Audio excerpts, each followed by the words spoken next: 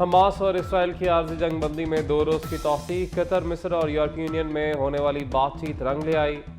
قطر کا کہنا ہے کہ اس کی کوشش ہے کہ عارضی جنگ بندی مستقل جنگ بندی میں تبدیل ہو جائے۔ جنگ میں توسیع کے بعد القسام بریگیڈ نے مزید 11 یرغمالیوں کو رہا کر کے اسرائیلی حکام کے حوالے کر دیا۔ رہا کیے گئے یرغمالیوں میں 3 فرانسیسی، 2 جرمنی اور 6 ارجنٹینا کے شہری شامل۔ اسرائیل نے خواتین، 30 بچوں سمیت 33 فلسطینی چھوڑ دیے۔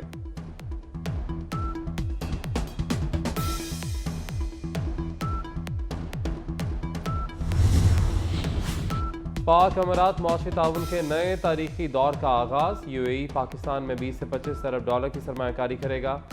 اربوں ڈالر کی مفاہمتی یادداشتوں پر دستخط ہو گئے۔ وزیر اعظم انوار الحق کاکڑ کی UAE کے صدر سے ملاقات۔ Army chief general Syed Asim Munir کی شرکت۔ وزیر اعلیٰ پنجاب محسن نقوی بھی موجود تھے۔ کامیاب معاہدوں پر وزیر اعظم کی عوام کو مبارکباد۔ کہا سمجھوتوں کے مثبت اثرات جلد نظر آئیں گے۔ شیخ محمد بن زید ال نہیان نے پاکستان کی مکمل حمایت کا اعادہ کیا۔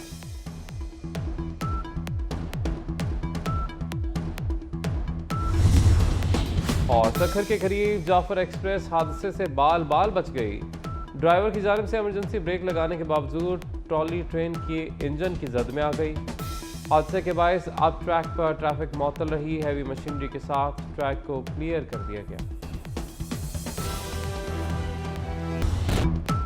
قطر، مصر اور یورپی یونین میں ہونے والی بات چیت رنگ لے آئی۔ حماس اور اسرائیل کی عارضی جنگ بندی میں 2 روز کی توسیع۔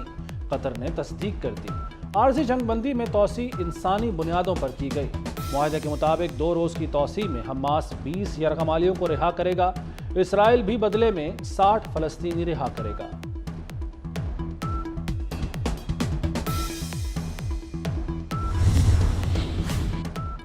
سوشل میڈیا پر لڑکے کے ساتھ تصویر آنے کی سزا موت۔ کوہستان میں جرگے نے لڑکی کی تصویر دیکھ کر قتل کا حکم دے دیا۔ جلاد باپ نے اپنے ہاتھوں سے بیٹی کو گولیاں مار دی۔ تصویر ایڈٹ کر کے بنائی گئی تھی۔ DPO نے تصدیق کر دی۔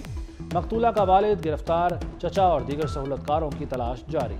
پولیس نے دوسری لڑکی کو بازیاب کرا کے دارالامان بھیج دیا۔ وزیر اعلیٰ کا تمام ملزم گرفتار کرنے کا حکم۔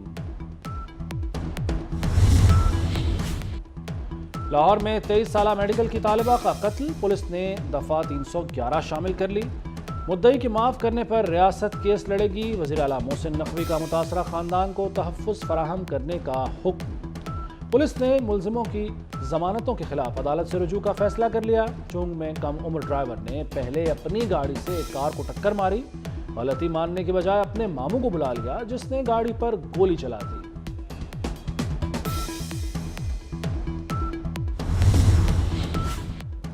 ڈیفنس لاہور میں کار کی ٹکر سے 6 افراد کی موت کا کیس۔ کم عمر ڈرائیور کے والد کی عبوری ضمانت میں 4 دسمبر تک توسیع۔ شفقت علی کو انسداد دہشت گردی کورٹ پیش کیا گیا۔ میڈیا سے گفتگو میں کہا کہ کسی کو کوئی دھمکی یا آفر نہیں دی۔ بچے کی غلطی کی سزا بھگت رہے ہیں۔ کراچی کے چلنے والے شاپنگ مال میں مجرمانہ غفلت کا انکشاف۔ RJ شاپنگ مال میں آگ لگنے کی تحقیقاتی رپورٹ نے چونکا دیا۔ مال میں باہر جانے کے ہنگامی راستے ہی نہیں تھے۔ پبلک سیفٹی سسٹم اور فائر فائٹنگ کا سامان بھی نہیں تھا۔ 2 روز قبل لگی آگ نے 11 افراد کی جان لی تھی۔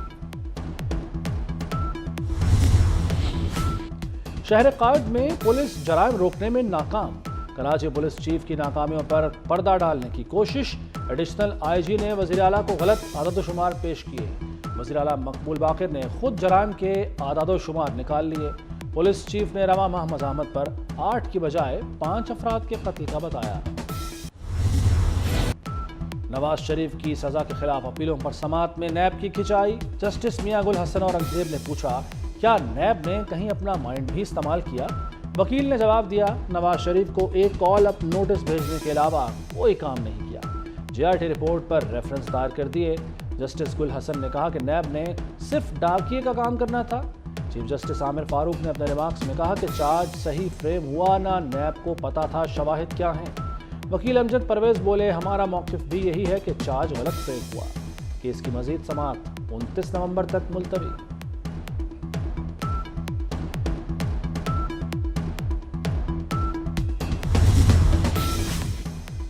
نیب ٹیم کی 4 دن تفتیش، چیئرمین پی ٹی آئی کا عدم تعاون، انتہائی متکبرانہ رویہ رہا۔ چیئرمین پی ٹی آئی کرسی پر بیٹھے رہتے اکثر سوالوں کے جواب نہ دیے۔ 190 ملین پاؤنڈ کیس میں شہزاد اکبر اور ایک سابق فوجی کو قصوروار ٹھہرا دیا۔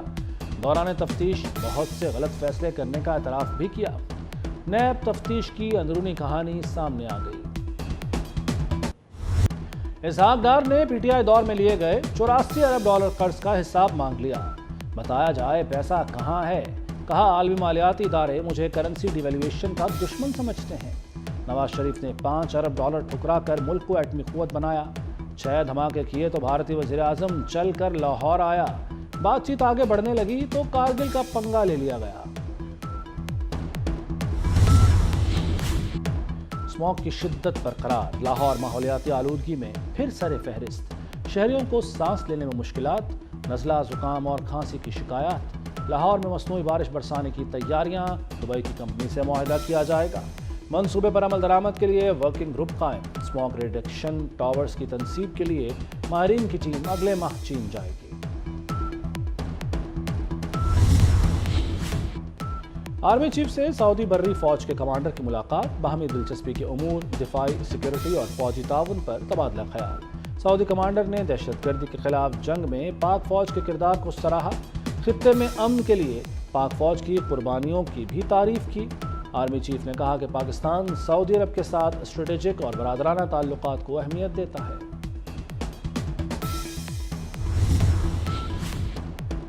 بنو بکا خیل میں خود کو دھماکے سے اڑانے والا دہشت گرد افغان شہری نکلا۔ آئی ایس پی آر کے مطابق موٹر سائیکل سوار دہشت گرد کا تعلق حافظ گل بہادر گروپ سے تھا۔ گزشتہ روز دھماکے میں 2 شہری شہید، 3 فوجی اہلکاروں سمیت 7 افراد زخمی ہوئے تھے۔ دہشت گردوں کے خاتمے کے لیے کلیئرنس آپریشن جاری۔ سرکاری اسکیم کے تحت حج درخواستوں کی وصولی جاری۔ بینک 12 دسمبر تک درخواستیں وصول کریں گے۔ آئندہ سال تقریباً 89,605 پاکستانی سرکاری اسکیم کے تحت فریضہ حج ادا کریں گے۔ مقررہ تعداد سے زائد درخواستیں موصول ہونے کی صورت میں قرآن دازی ہوگی۔ خواتین پہلی بار محرم کے بغیر حج ادا کر سکیں گی۔ اس بار حج 10,75,000 روپے کا ہوگا۔ شاہدرہ فلائی اوور کے بعد راوی پل کی توسیع کا فیصلہ۔ راوی پل پر 2 لینز کا اضافہ ہوگا۔ توسیع کے بعد پل 6 سے بڑھ کر 10 لین کا ہو جائے گا۔ میٹرو بس کے لیے 2 لینز مختص ہوں گی۔ برج کے لیے پائل کالوٹ ٹیسٹ کامیابی سے مکمل۔ ایل ڈی اے کل سے ایس آئی ٹی ٹیسٹ کا آغاز کرے گی۔ منصوبے کی لاگت 8 ارب 90 کروڑ سے بڑھ کر 9 ارب 90 کروڑ ہو جائے گی۔ حتمی منظوری پنجاب کابینہ دے گی۔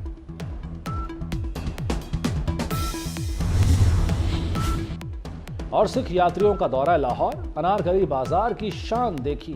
ساڑیاں، سوٹ، دوپٹے، خصے، شالیں خریدیں۔ لاہوریوں کی مہمان نوازی کے معترف سکھ یاتری بابا گرو نانک کے جنم دن کی تقریبات میں شرکت کے لیے پاکستان آئے۔